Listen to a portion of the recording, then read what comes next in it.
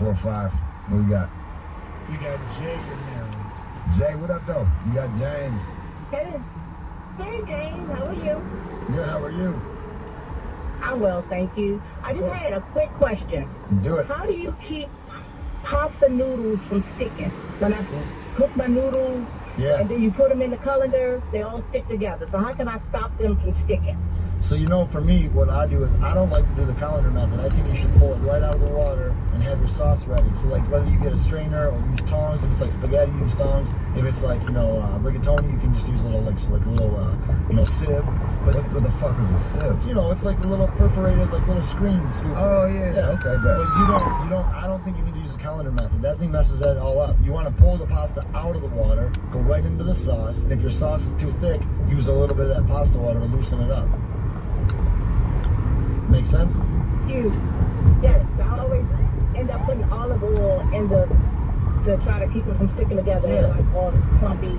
Yeah, and that, you know, that's cool, but like the olive oil just runs off and goes down your drain, so it's kind of a waste of olive oil. I don't like using the colander unless you're making like tons and tons of pasta, but you should be able to scoop it right out and put it right in the pan with the sauce.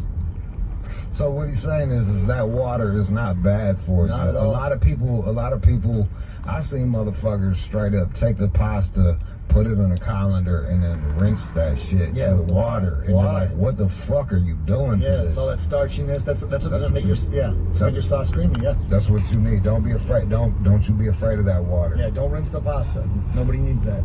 You put salt in the water? Of course. How much? You know, I always make it taste like the ocean. You know, but then back off your salt on your sauce. You know what I'm saying? You can always add more salt at the end. If it's too salty, there's no going back. For me, it's like I make it taste like a little bit of GHB. What the fuck? A little bit. 888-742-3345. 888-742-3345. Learn some shit. We want y'all to eat good. What we got? We got Justin in Houston. Justin, what up, man? What's up, man? Y'all doing good? Man, we over here chilling, bro. They eat good down there in Houston, bro. Yeah, man, we eat real good down there, bro. We got a little bit of everything, you know what I'm saying?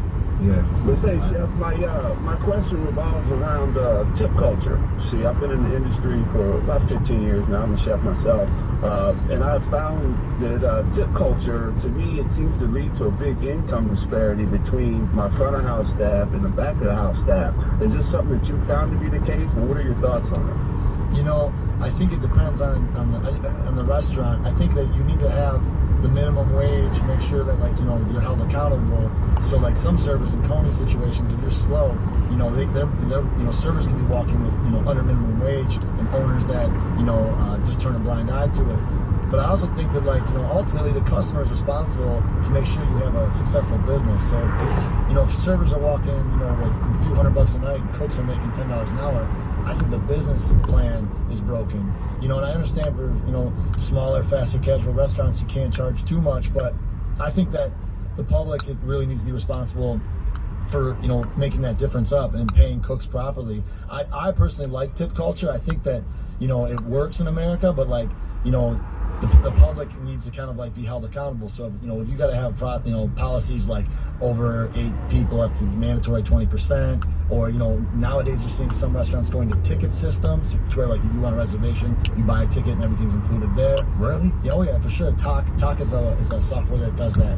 So I think that, like, the gratuity essentially works and has worked, and the disparities are out there, and I think that, like, you know, it's on the local governments to kind of make sure that, like, businesses are held accountable. Well, here's something else. A lot of people don't understand. A lot of people don't.